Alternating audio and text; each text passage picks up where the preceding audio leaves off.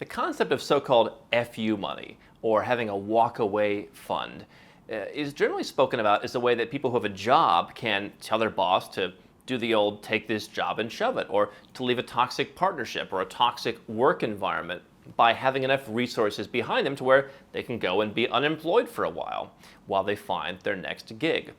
But while this is typically talked about for people who have jobs, what about entrepreneurs? In this video, I'm going to tell you the story of one seven-figure entrepreneur who leveraged the power of the legal offshore tax strategies that we talk about to build his own FU fund in a more serious way than I've ever seen before.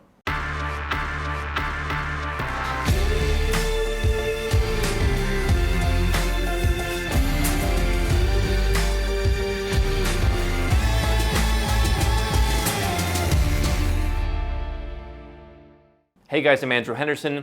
If you'd like to learn how the Nomad Capitalist team can personally help you implement legal offshore tax strategies, do cool stuff like get a second passport or invest in emerging markets, learn how we can help you at nomadcapitalist.com. Let's talk about this client of mine who's a seven-figure entrepreneur who decided to take the FU fund, the FU money, to a whole new level. Now, you typically think, oh, you're a business owner, who are you walking out on? And here's a guy who owns his own business.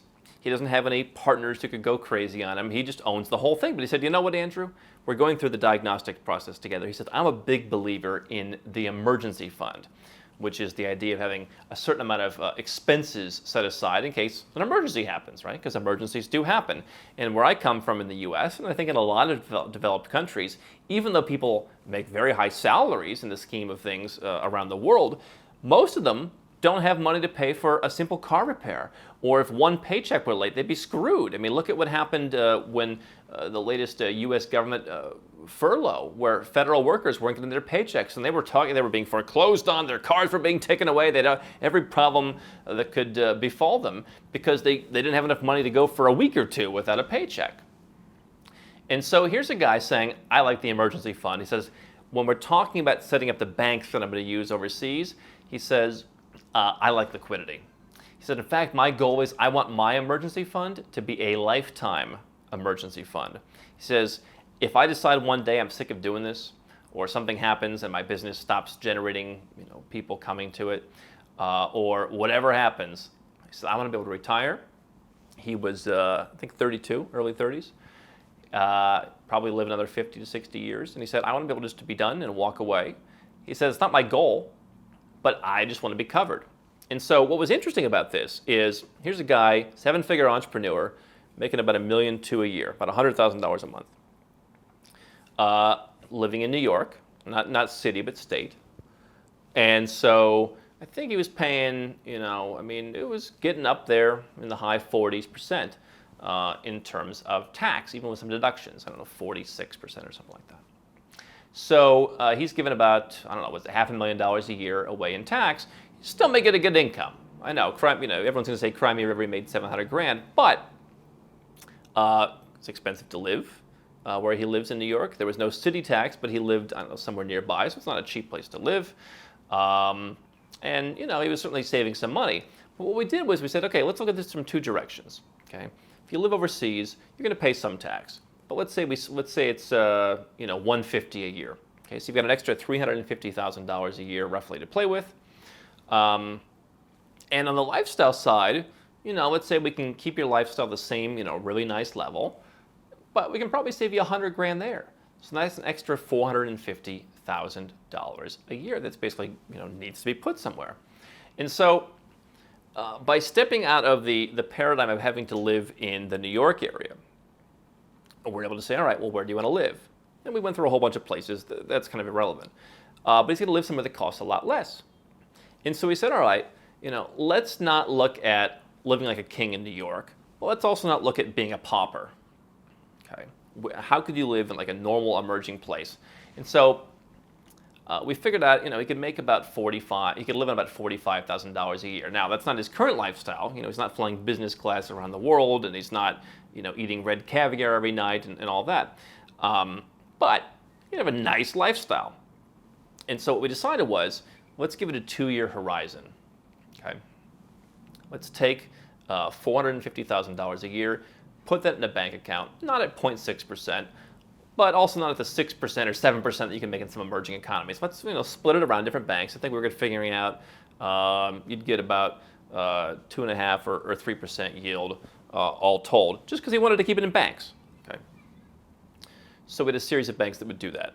He would put that money in the bank for 2 years, this year and next year.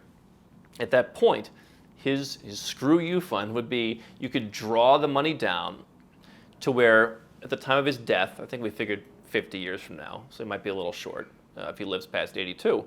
But we figured out he could basically draw down the $45,000 a year that he needs, that he would need to live this more Spartan but still halfway decent lifestyle in some of the places that we talk about. Kuala Lumpur, certainly get to Tbilisi, or Istanbul, or even a lot of places in Europe. Lisbon, for example. You could factor in some inflation there, but basically, it's something he wasn't able to do as easily living in a place like New York, at least to keep up a decent lifestyle. And so, through this combination of tax savings and cost of living savings, and being open to living somewhere else overseas, he was able to dramatically do this. Now you say, hey, he could stay in New York and he could scratch together the same amount of money in 3 or 4 years, but he wouldn't be able to live in New York going forward. And so I think the beauty of this show is that by keeping more of your own money, you can accomplish goals much faster. Now, if you are sitting in New York, you might say, oh, that's a suboptimal use of money. Okay, that's a word that has come up sometimes in this channel when we talk about buying homes that you live in a couple months a year, for example. Well, here's the other thing. This guy can take the money that he would have been saving in the United States. Now he's just saving the cost of living, the tax savings. He can now take that money, he can buy a house, or 2 houses, or 3 houses, and he can set up his trifecta bases around the world with the other money. So he can do both at once. He can accomplish 2 things at once, whereas in the US he could only accomplish 1.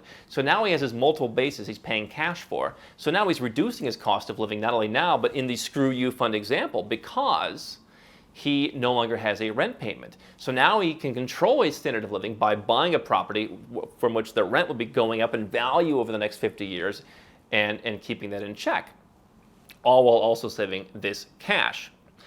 Is that suboptimal? Well, number one, he's only taking 2 years out of his life. He's 32 years old. He's making a lot of money. The other thing is, now I think that for him, psychologically, he can be much more focused on growing the business because now he has what he wants. He feels comfortable. He can walk away forever. And there's a money that's sitting there exactly for that purpose. The money has that name on it. And it'll collect a few percent of your interest. And if he never uses it, either every year the drawdown amount goes up, or becomes a retirement fund, or he gives it to his children or to the whales or whatever he wants to do. But the point is, you can do things by dialing in the conservative side of your money strategy with the tax and cost of living savings. You can then afford to go out and do more lifestyle investing or more aggressive investing. And so by going offshore, what we've found with people is, you cover the conservative side, you put some cash in the bank, you get your gold, you get your crypto, you get whatever it is that you want to do that makes you feel comfortable. And then you go out with the extra money you have and you do some stuff that's more aggressive. You invest in more emerging markets, including some stuff that I would consider pretty conservative, quite frankly. To me, investing in city centers in frontier economies, 20 years from now, I think you'll generally be okay, barring some massive coup. So you're basically getting the benefits of both worlds. You're living a conservative life, but also having money to go out and be more aggressive. That is the benefit of keeping more of your own money, because most people, even entrepreneurs, even at the 7-figure level, isn't it interesting how in our own countries, our expenses rise with our income? We go out and spend more money, right? The more our income rises, the more taxes we pay. Not only the amount we pay, but the rate gets higher and higher as you go. You get to keep less of your money. And I think that actually also demotivates a lot of entrepreneurs, because they say, I'm giving away half of this money. Why should I earn any more? So there's also that.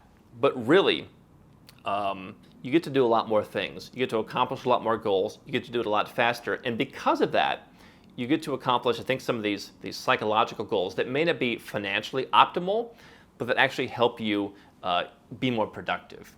That, to me, is a case study for why going where you're treated best is so valuable.